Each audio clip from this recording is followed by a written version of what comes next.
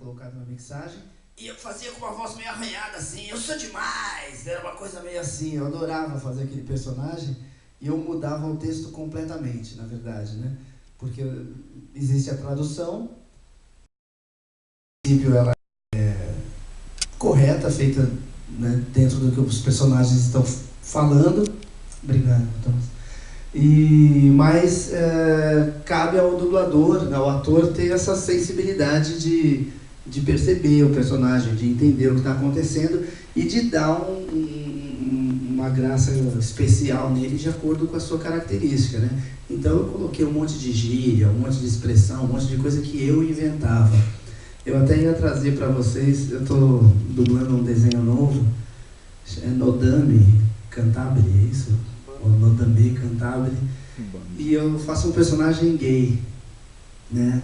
E ele é louco, afetado, ele é apaixonado lá por um cara e toda hora tá dando chilique. E aí eu comecei a me empolgar com o personagem, só com o personagem, tá, gente? e aí comecei a colocar os meus cacos, as minhas brincadeiras e tal.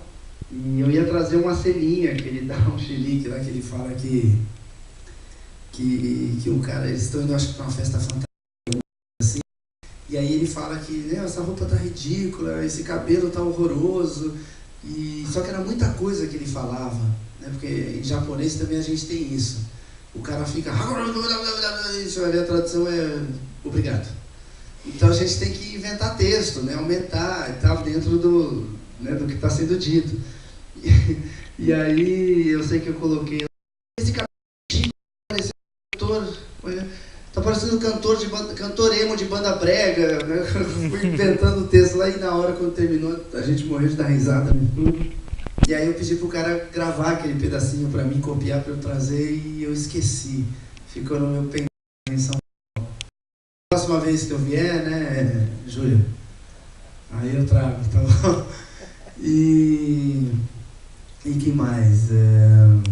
Eu faço o Sandy do Peace. Faço o Bob o Construtor, que é um desenho mais para criança. Podemos construir? Né? O Bob Construtor, o Bob Esponja, que a maioria, se não todos, devem conhecer. Ei, Patrick, vamos caçar águas vivas? Estou pronto!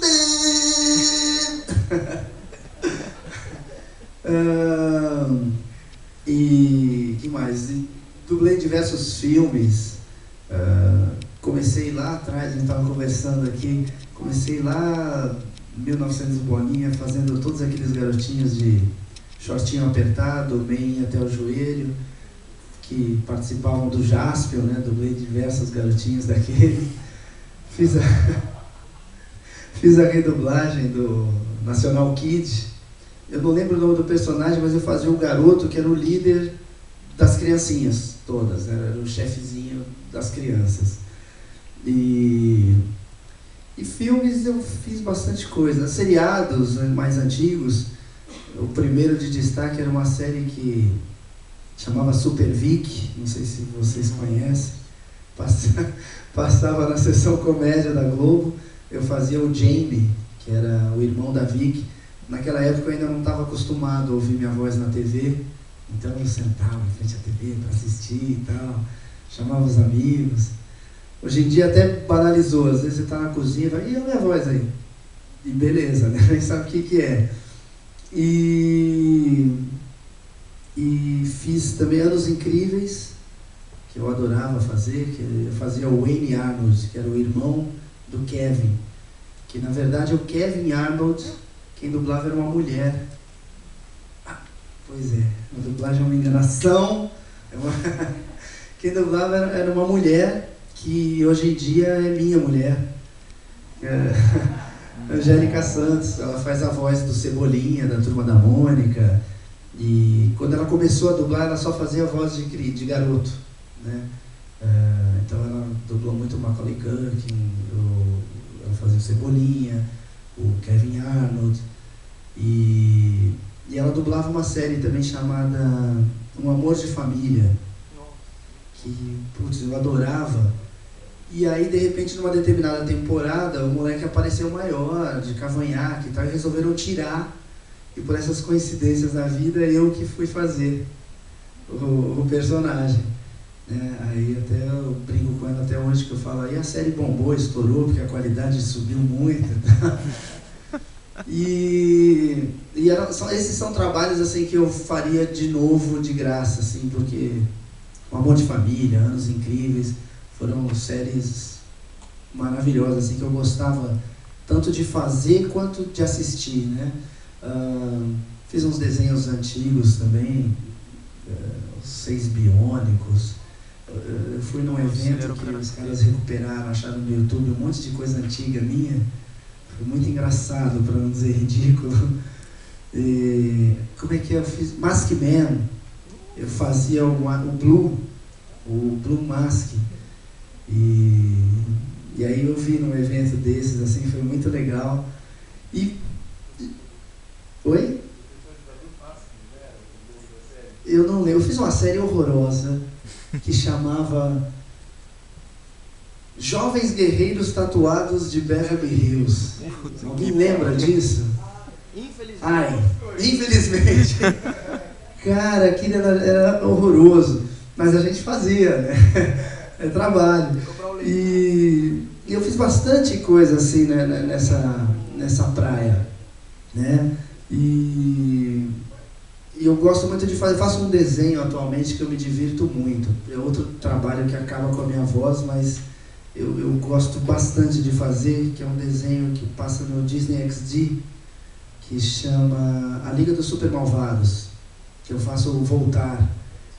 Que é uma voz arranhada aqui, vamos acabar com esses malditos! E acaba com a minha voz, não só com os malditos. Mas eu acho muito engraçado. Eu gosto de desenho animado, eu me divirto bastante. E o desenho é legal que ele permite, até certo ponto, ao dublador criar, improvisar, né? Diferente de filmes, né? Que eu dublei alguns bem legais. Eu fiz o Sam, do Senhor dos Anéis, o Ryan... Não é Ryan. Sean Astin, isso. Eu dublei ele em vários filmes. Dublo bastante o Edward Norton, que eu dublei em O Povo contra Larry Flint, Tenha Fé, Cartas na Mesa, Cartada Final. Foram vários filmes. O Ryan Gosling, que eu adoro dublar, dublei ele num filme, não sei se alguém viu, Diário de uma Paixão. Eu adoro esse filme. E dublei ele também num outro filme chamado Tolerância Zero, que é um filme mais pesado, assim, que é um judeu que se faz passar por antissemita, então ele é meio maluco, assim, um filme mais adulto.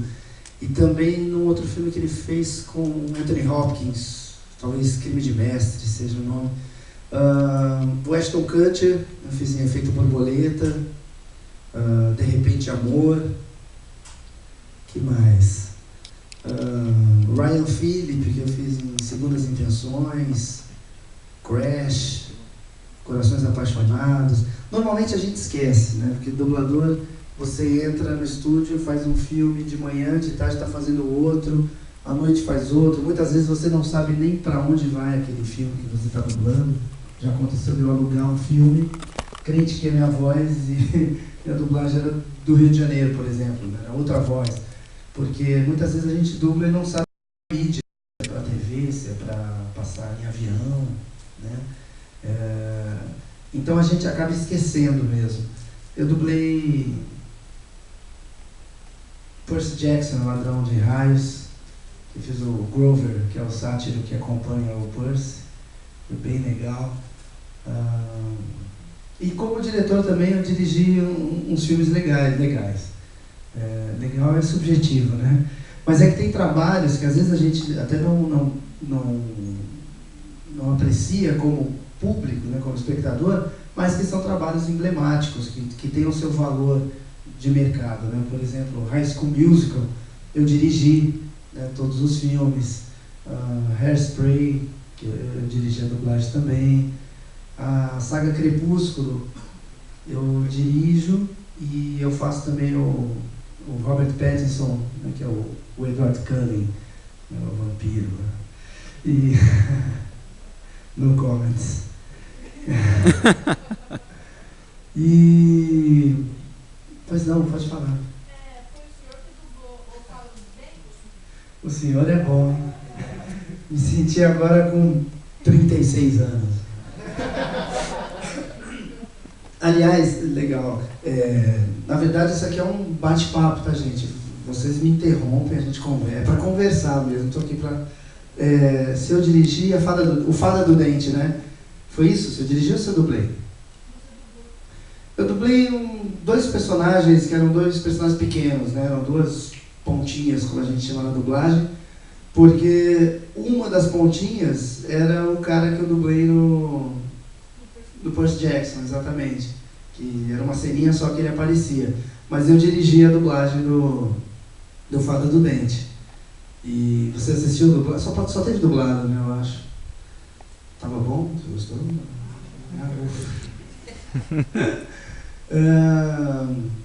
Eu dirigi as duas primeiras temporadas de Lost, né, que era um trabalho que a gente fazia com bastante carinho, assim. E na verdade, sei lá, eu queria abrir aqui para perguntas, para, sei lá, pedidos malucos. Oi, desculpa. É que mulheres têm preferência, né? No Lost eu fiz um personagem que acho que entrou só na primeira temporada, que era o Boone. Morreu. Morreu, exatamente. Perdeu a perna. Era o irmão da Shannon, exato. Eu gostava bastante da série. Eu assisti dublado as duas primeiras temporadas. Quando trocou, eu falei assisti dublado, porque assisti em inglês, porque perdeu. Fica estranho. Não dá nem pra dizer que é melhor ou pior, mas quando troca uma voz, né, fica estranho, né? Parece que não é mais o mesmo personagem. Eu também não consegui assistir, eu fiquei meio com raiva, assim, meio traumatizado. Porque o que aconteceu, só para explicar, porque às vezes, como assim mudou, né? A Disney surgiu com um contrato, né, para todos os dubladores, para todo tipo de dublagem, onde, por direitos conexos, né, só para explicar um pouquinho para vocês como é que funciona o mundo da dublagem.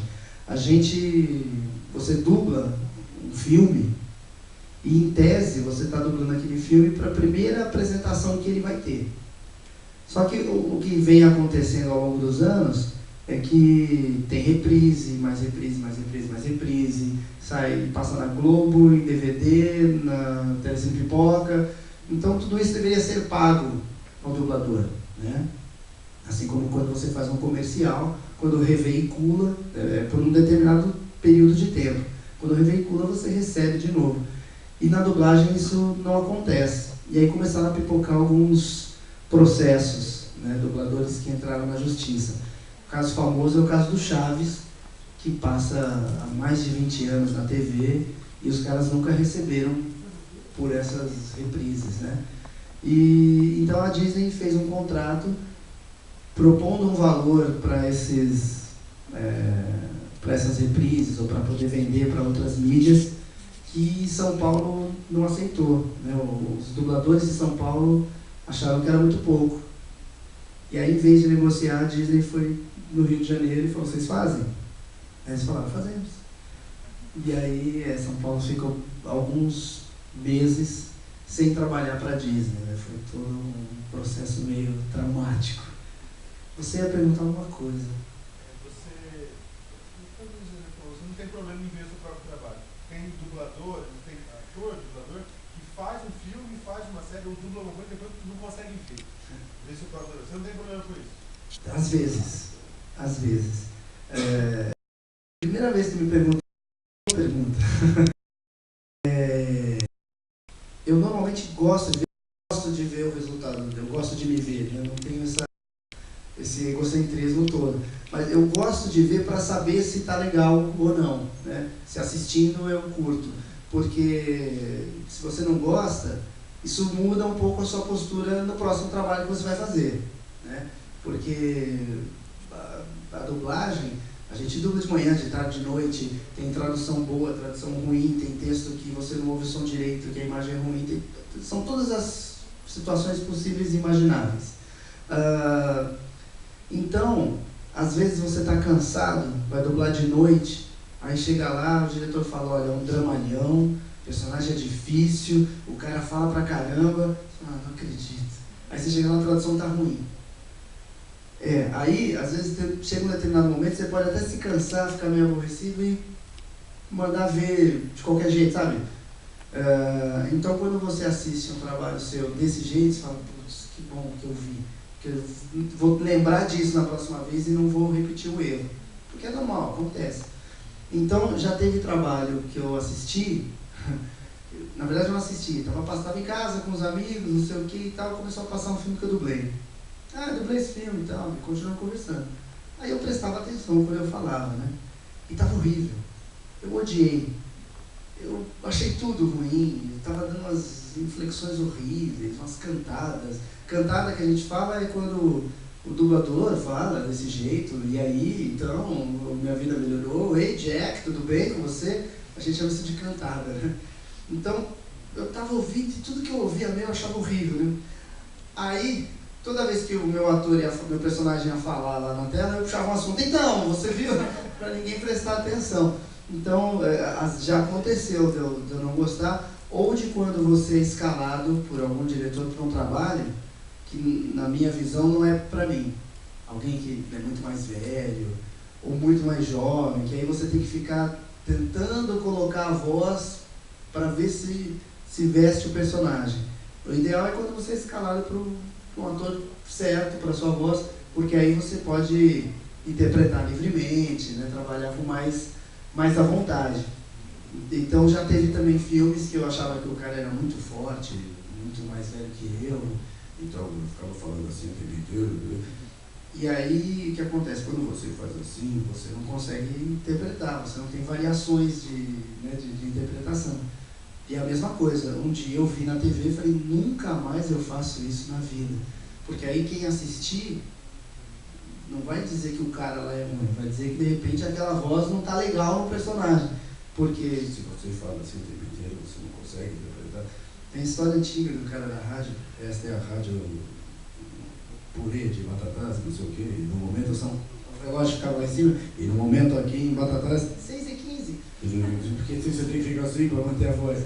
Então não te permite interpretar direito. Então eu gosto de ver para fazer uma autocrítica mesmo. E como diretor, por exemplo, Percy Jackson, eu dirigi, assisti antes, assisti dirigindo, dublei, quando terminou assisti o filme inteiro, aí eu fui no cinema assistir, porque eu queria saber o que as pessoas estavam achando do filme, se estavam embarcando na história, porque a dublagem ela é como um juiz de futebol, né? Não é para aparecer. Se todo mundo sair do filme falando que o filme foi legal, que aquela cena foi divertida, não sei o que, é porque a dublagem era boa. É para você esquecer que está dublado, né? E curtir o filme. Ninguém, eu estou indo no cinema para ver essa dublagem. Não, todo mundo vai ver o filme, né? Então, eu fui no cinema, uma sala bem grande, estava lotado, e já fiquei feliz, né? Porque você vê que aos poucos está havendo uma aceitação, né, maior da dublagem por parte do público em geral. E realmente as pessoas embarcaram na história e tal, e em determinadas piadinhas, brincadeiras que eu fiz ao longo do filme, eu via a plateia inteira rindo, então eu fiquei bem feliz. Então normalmente eu costumo acompanhar, não só o meu trabalho como o dos outros. Às vezes eu alugo 3, 4 filmes para ver como é que as pessoas estão dublando por aí, como diretor mesmo, né, para saber o que fulano está fazendo, o que pode fazer, né, para descobrir essas coisas. Então eu costumo acompanhar, na medida do possível, não só o meu trabalho, como do geral, assim. Alguém? Não, pode falar.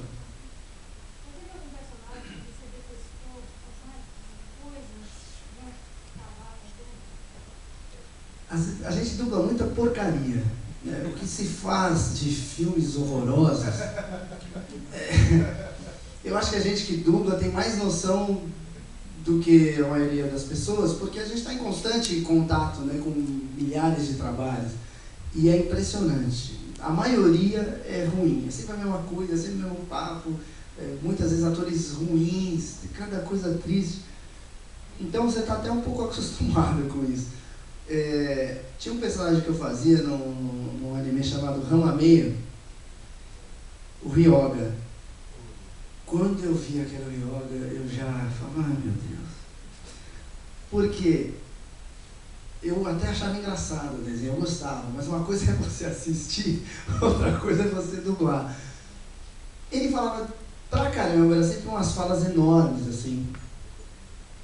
Muito que o desenho, ele começa a bater boca e só para quando termina a fala. Só que no original em japonês, não é assim, porque eles não têm o compromisso com o sincronismo. Então o som começa bem depois, termina bem antes, às vezes o cara para de falar e a boca continua. Aqui no Brasil, não.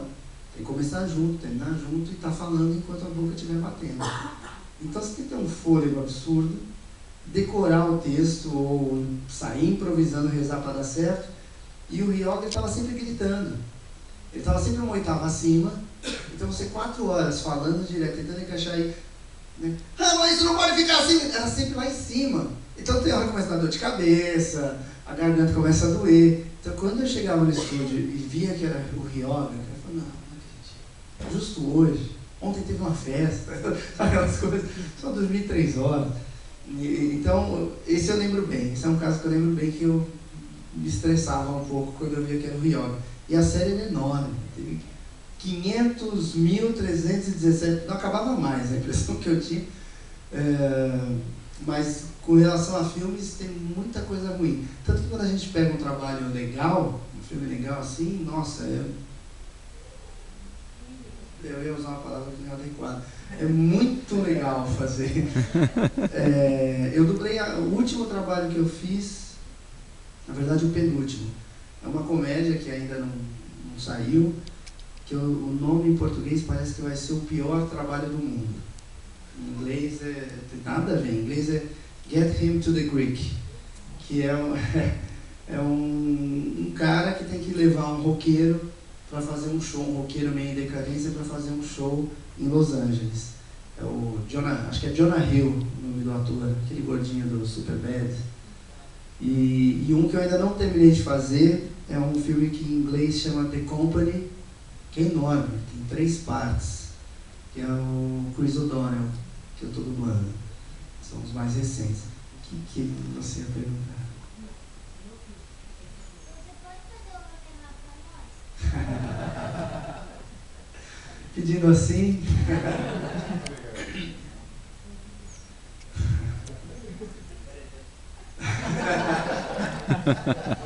Vai filmar? Anota o número da minha conta aí, por favor.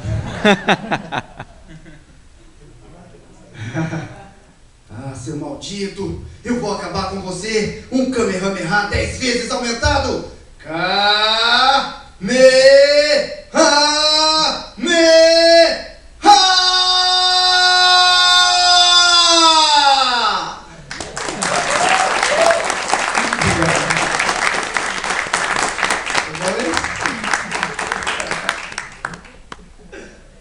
Oi, fala, Cristiano.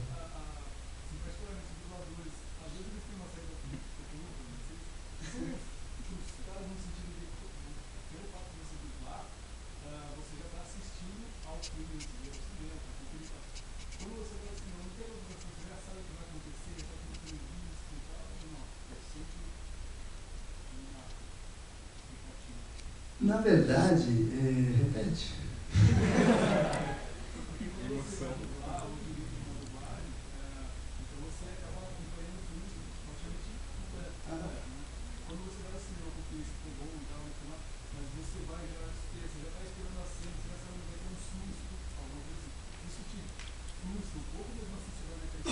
Não, é muito diferente, é bem interessante isso. Quando eu estou assistindo o filme em casa, para escalar o elenco, escolher quem vai dublar, você fica focado ali só em tentar achar a voz certa para aquele personagem. Então você está vendo o filme, claro, está acompanhando e tal, está lendo, mas a tua visão é tentando ver, pô, que voz vai ficar legal, será que fulano não consegue fazer? Não. Às vezes você assiste, você demora quase até o final do filme para escolher. Você fica às vezes entre duas pessoas, pô, e fulano, pô, aí de repente numa cena, não, é para fulano. Aí chega numa outra cena, não, é mais para ciclano. Então, você fica nessas. Aí normalmente o que acontece? Depois que eu escalo, eu assisto o filme de novo.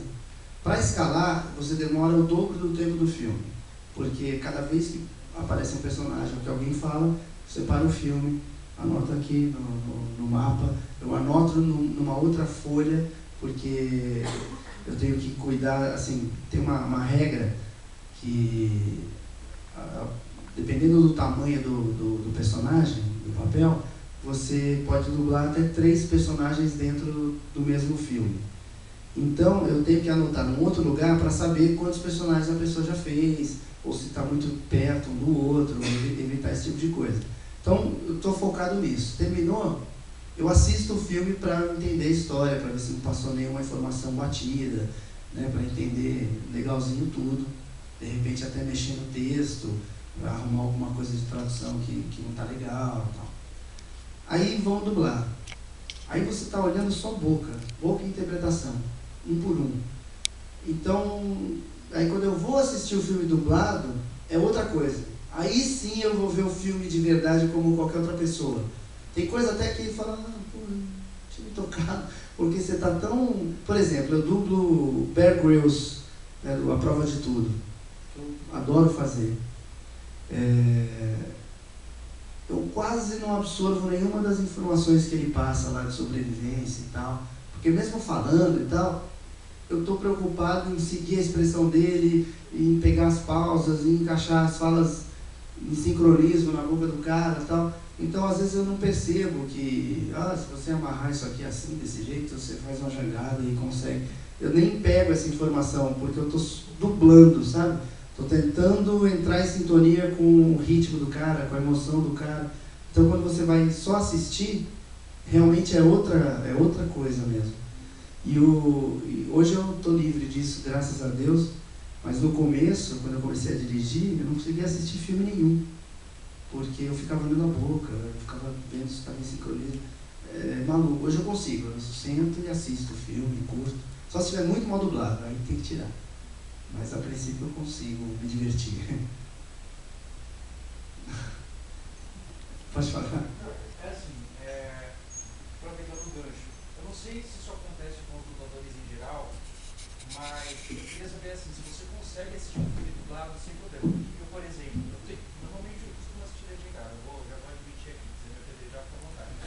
Mas... respeito. Não, beleza. Outro dia, sei lá, estava vendo o Exorcista no SBT. Exorcista clássico, tal, já tinha assistido antes, falei, vamos ver de novo. Foi um horror. Foi um horror porque assim, olha, meu, é a voz da Sora do Digimon. Olha, o Capeta tem a voz do Angel de Buffy, não sei o que. E se isso acontece comigo, que não estou no meio, que, sabe, não conheço sempre, com você.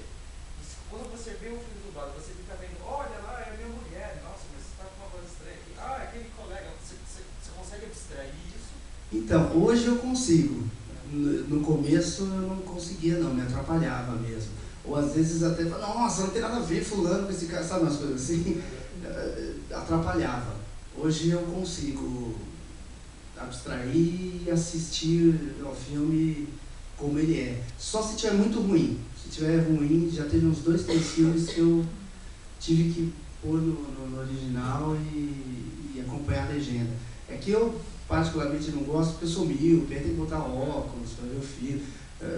Me incomoda um pouco, eu acho mais confortável relaxar e ver inteiro, né? Mas durante muito tempo demorou, não conseguia não.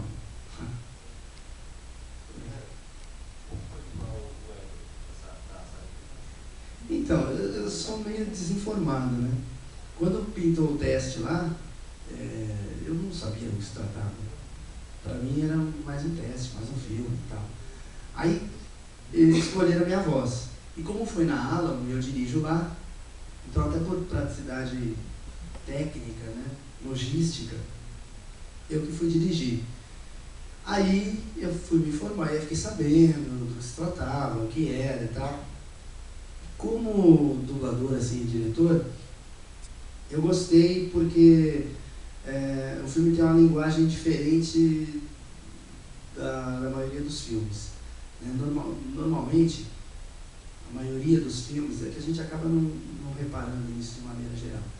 Eles têm um tom meio alto de conversar, todo mundo fala meio alto, e no Crepúsculo é sempre muito baixo. Tanto que, depois de ter assistido o filme, eu optei por mudar o microfone de posição. Eu trouxe ele, a gente trabalha com o microfone a mais ou menos um braço assim, de distância para a dublagem, e aí eu trouxe ele bem para pertinho aqui. E o primeiro filme deu trabalho, porque é difícil o dublador, aquilo que eu falei. De manhã ele está num lugar, de tarde de outro, de repente ele entra para fazer um filme ali, 2 horinhas só de escala, ele vem do mesmo jeito que ele vem, que ele está vindo ao longo do dia ou da semana. E aí fala, não, peraí, você vai falar baixo. Você não vai soltar a voz como a gente está acostumado, você fala assim como eu estou falando com vocês, quase sem soltar. E a gente estava acostumado a dublar assim, entendeu? Então, no começo foi difícil. Mas para mim, como diretor, assim, foi um desafio muito legal, assim, bem diferente. E quando eu fui, a mesma coisa, quando eu fui assistir no cinema, eu fiquei feliz. Porque eu dirigindo, eu gosto de respeitar aquilo que o criador, o diretor, o desenhista, todo mundo que participou da concepção original do trabalho, os caras não estão ali à toa, não são idiotas, eles não são, às vezes são, mas assim, eles fizeram um trabalho e com uma proposta. E às vezes eu acho que a dublagem, às vezes ela corrompe essa proposta. Então eu, como diretor, eu gosto de entrar naquilo que foi proposto originalmente, né? E então eu gostei de ter assistido, de ver o resultado, porque aconteceu o que eu queria, que eu acho que era a proposta dos caras, né? Teve um filme que eu dirigi que chamava Número 23, muito legal, com o Jim Carrey. Quem dubla normalmente o Jim Carrey em São Paulo é um dublador chamado Tata Guarnieri. E eu, né, como diretor, ele até deve ter ficado bravo comigo, eu pus outro dublador. Porque eu senti que o filme era muito baixo, a proposta era tudo baixinho, sussurrado, num clima de intimista, e eu acho que o Tata teria dificuldade para fazer daquele jeito que eu queria. Que eu queria não, que era a proposta do filme. Então eu pus outro dublador, que eu acho que teria mais facilidade de fazer. Então, eu fugi de tudo que você perguntou.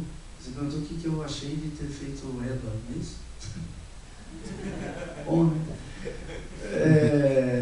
Então, no fim das Novos Fora, eu gostei, cara, porque aquela história, mesmo se você não gosta do ator, ou não gosta do trabalho, ou não é o teu filme favorito e tal, é um trabalho, queira ou não, bem ou mal, de destaque, né? Que tem a sua fama, que tem o seu reconhecimento, o seu valor. Então é legal você falar que, pô, eu fiz tal trabalho, eu dublei tal ator, né? Então, nesse ponto de vista, eu achei legal, pela repercussão do trabalho e por ser diferente, ter essa coisa de todo mundo falar baixo do filme, que não é o normal, não é o comum. Então, das duas formas, assim, pra mim foi legal. Eu não acho que ele é o melhor ator do mundo, né? Eu prefiro dublar outros caras. Eu prefiro dublar o Ryan Gosling, o Edward Norton, o Sean Astin, mas legal. Que nem eu dublei o... Você dublou ele no Harry também antes dele fazer sucesso ou não? Quem? Ele participou no Harry Potter antes de fazer sucesso. Não. O Harry Potter foi no Rio. Ah, tá. Então, de qualquer forma, não Você fiz. pegou ele no sucesso, isso que importa. E por exemplo, eu dublei o Leonardo DiCaprio, né? Fiz o Homem da Máscara de Ferro, o Diário de Adolescente e tal. Mas eu até esqueço que eu fiz. Pelo menos porque nesses trabalhos que eu fiz, eu não achei legal. Eu não vejo nenhuma diferença entre o rei e o irmão coitadinho, sabe? Então, não são trabalhos que você particularmente acha o máximo. Mas você tem que citar, é uma coisa legal no currículo, né? Entendeu? Ah, desculpa. Fala. Necessário para ser um dublador,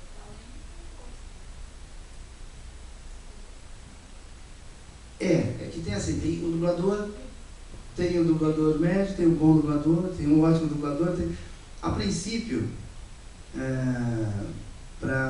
simplesmente para entrar na dublagem, se você é maior de idade, tem que ser ator, tem que ter o registro profissional de ator, né? Para criança, até os 18 anos não precisa, mas a partir dos 18 tem que ter o registro profissional de ator, e aí, se você está trabalhando em qualquer estúdio de dublagem, você é um dublador. Agora, tem uma coisa do dom natural, porque é como, sei lá, a música. Você pode até estudar piano, fazer aula de violão, não sei o quê, mas tem o João Bosco, o Toquinho e tem eu, né? Que posso estudar a vida inteira, me esforçar, meu pai ser dono de gravadora, que você não vai ter o talento dos caras. Então, a dublagem tem isso. Tem gente que em cima do palco é péssimo, ou em frente de uma câmera, mal sabe subir escada e mascar chiclete ao mesmo tempo, mas dubla genialmente. A dublagem tem muito desse dom natural para isso, né? Mas é muito importante você, principalmente se ao longo do tempo você almeja virar diretor, coordenador, alguma coisa assim, você tem que ter um conhecimento geral, saber de história, porque você dirige filmes atuais, filmes de guerra, filme de época, filme francês, filme inglês, japonês. Então você tem que ter um bom conhecimento, um domínio legal do português, um conhecimento básico de inglês. Então é importante você ter uma cultura geral bem apurada, porque senão... Acho que isso é para qualquer coisa, na verdade, né? Mas tem que ser ator, né, atriz. A dublagem de sua voz é mais importante, né? Você tem algum cuidado especial? Depois que pode, depois que não pode? Como é que você trata a sua voz? Claro que não. Não deveria. É que, na verdade, é assim, quase, não vou dizer nenhum, que é demais, né? Mas quase ninguém, assim, na dublagem tem esse cuidado maravilhoso com a voz, faz um aquecimento vocal antes de entrar no estúdio. Não tem muito isso, não. Quando eu sei que eu vou dublar Bob Esponja, aí eu tenho um cuidado mais especial mesmo. Não bebo gelado, tento dormir mais, não como chocolate, porque chocolate gruda nas cordas vocais, é o pior dos venenos. Então, quando eu sei que eu vou fazer o Bob Esponja, eu me policio. De forma geral, não. Né? A diferença parece meio absurdo, mas sei lá, os caras que cantam e tal, a não ser que o cara cante todo dia, que não é uma coisa muito comum, e a gente dubla todo dia, né? Quase de segunda a sábado, de manhã, de tarde, de noite. Então a sua voz, de certa forma, ela já está bem treinada, maciada, você aprende a colocar a voz, que nem o Kamehameha lá, ou as cenas de luta. Eu sou capaz de dar 1000 Kamehamehas gritando e não ficar rouco, né? Eu consigo, fugiu a palavra, dominar bem a voz. Agora, o Bob Esponja não. Para vocês terem uma ideia, quando eu comecei a dublar o Bob Esponja, chegam os episódios, aí é feita uma programação que diz quanto tempo de estúdio vai ser necessário para você dublar. Então eu tinha 10 horas de Bob Esponja.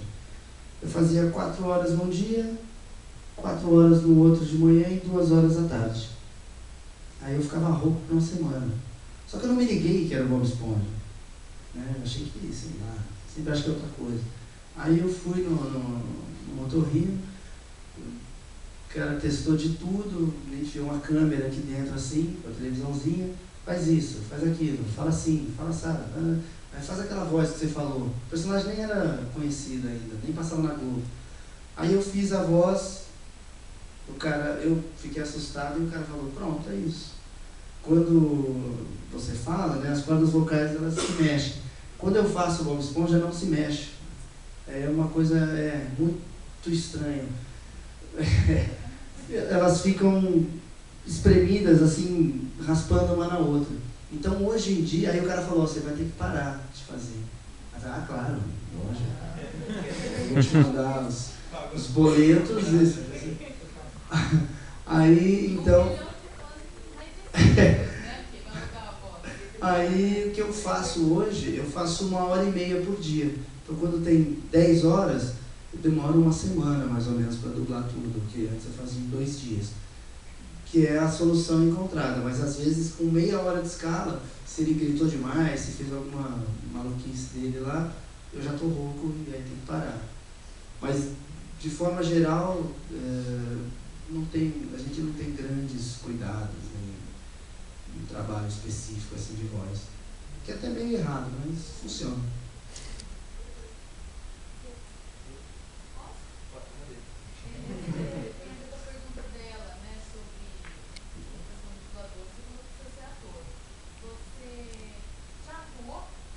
Sim, eu comecei no teatro com 4 anos, fazendo uma peça.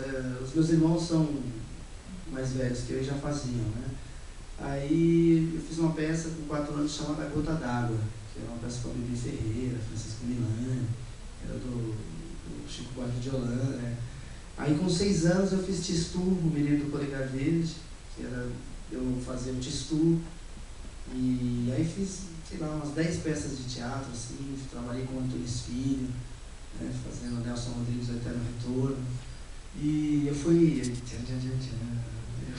Ronald McDonald, por 3 anos, né? Na verdade um pouco mais. De fato, Ronald, maquiagem, peruca, luva, né? Era bem legal, assim, foi uma experiência assim que absurda, muito legal. E fiz comercial de TV, tudo isso mais até a adolescência. Com uns 16 mais ou menos eu fui optando só pela dublagem. Faço muita locução para rádio, TV, comercial de TV. Não sei se vocês já viram o comercial do Hyundai e do i30, que tem um cachorro que reúne outros cachorros para falar e tal. Eu que fiz o cachorrinho.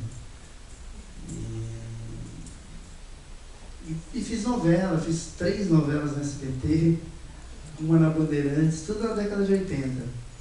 E a primeira novela do SBT eu fiz, que era Destino, eu acho, era filha da Ana Rosa, com o Flávio Galvão. Eu fiz bastante coisa, eu fiz quase tudo, assim. Fui go-go boy, mentira. Hoje em dia você trabalha só com dublagem? Dublagem e locução. E bastante assim para publicidade de rádio, TV. Você já chegou a encontrar pessoalmente, O Nelson Machado, né? Não, eu até fiquei com vontade de procurar, porque o Edward Norton veio gravar, né, aqui no Brasil, mas aí depois eu fiquei com vergonha, eu falei, não, muito mico.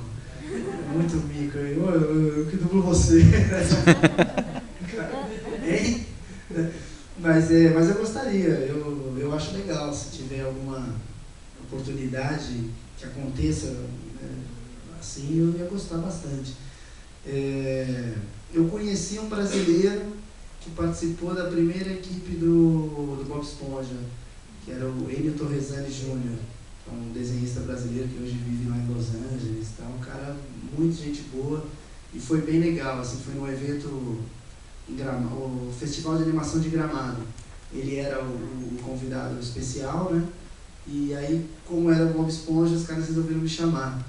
E aí foi muito legal, a gente se deu super bem, e aí teve uma palestra dele para um lugar enorme, devia ter uns 800 crianças. E aí falaram para eu não ficar ali, porque talvez quebrasse a magia, né? Aí eu fui lá para fora, ele estava rolando a palestra e tal, porque no começo eu anunciei ele ali ao vivo, mas ninguém viu, né? Aí as crianças perguntaram para ele um monte de coisa, e aí uma das crianças perguntou: e quem faz a voz do Bob Esponja no Brasil? Aí ele ficou meio travado assim, olhou para a produção, falou: é o Wendel. Aí aquele silêncio. Aí ele: tá aí, vocês querem conhecer? Aí a molecada pirou, foram me chamar lá fora, cara, eu não acreditei, assim. Foi, talvez, assim, na dublagem, uma das minhas maiores emoções, porque, porra, tinha quase 1000 crianças. A hora que eu entrei no teatro, assim, lá pela plateia mesmo, cara, foi aquela gritaria, aquela loucura, as crianças correndo pra cima de mim. Aí acabou a palestra do Enio, né, só perguntavam pra mim. E aí as crianças queriam tirar foto comigo, tinha um pequenininho que falou: posso sentar no seu colo? E se eu fosse o Michael Jackson, eu tava perdido. E foi muito legal, assim, foi uma experiência, assim, e foi surpreendente para todo mundo. Porque às vezes a gente subestima, achando que não, vai quebrar. Eles sabem que é americano, que tem uma dublagem, que, né, foi muito legal, assim, foi legal. Você falou que quando você vai fazer a direção, né, você vê o filme e vai escalando o pessoal. Você tem alguma biblioteca que você vai ouvir as vozes, ou você olha pro ator e diz: esse cara tem cara de Conan, vou pôr o Conan? É bem assim mesmo. A dublagem, a gente é um mercado pequeno, né? Deve ter, entre São Paulo e Rio de Janeiro, uns 500, 600 profissionais. Então a gente conhece quase todo mundo, né? Quando você não conhece alguém, obviamente você não escala, mas essa pessoa normalmente é alguém que está começando. E uma hora você vai escalar porque as pessoas vão indicando: ó, vê fulano, põe ele numa coisinha pequena para você ver, ele é o timbre do Marcelo Campos, né? Ou ela tem a voz meio que na faixa da Letícia Quinto. Então a gente acaba conhecendo todo mundo, né? Ou acontece aquilo que eu te falei: eu assisto alguma coisa e vejo: pô, legal, quem que é esse cara aí que eu não reconheci a voz? Aí você vai atrás, descobre e tal. Mas normalmente é assim, eu estou assistindo e aí eu tenho uma lista com os nomes que estão separadas por faixa de voz. Então pinta lá um cara, o Conan. Aí eu vou na faixa de voz Conan, 656 lá. E aí eu escolho um deles de acordo com a dificuldade do personagem. Tipo o que eu falei do Tata Guarnieri, que eu pus o Luiz Lafay, porque você também conhece que a fulano funciona melhor em comédia, o outro, né? Então a gente acaba conhecendo o trabalho das pessoas, o ritmo, e é assim que a gente escala. E todo mundo escala assim. Tanto que para quem vai entrar na dublagem, às vezes o cara quer levar um vídeo demo dele, né? O trabalho dele, e a gente raramente aceita, porque na verdade não importa para quem vai escalar o resultado final. Às vezes tem uma ceninha de 1 minuto, o cara ficou o dia inteiro gravando aquele negócio. A gente quer ver a pessoa, o teste normalmente é em loco ali, a pessoa dublando na hora para você ver a performance dele no ato, se ele é rápido, se ele é lento, se é seguro, se é... Por isso que não funciona muito como música ou locução, que você leva um trabalho, o cara ouve e fala: beleza. Para dublagem, não.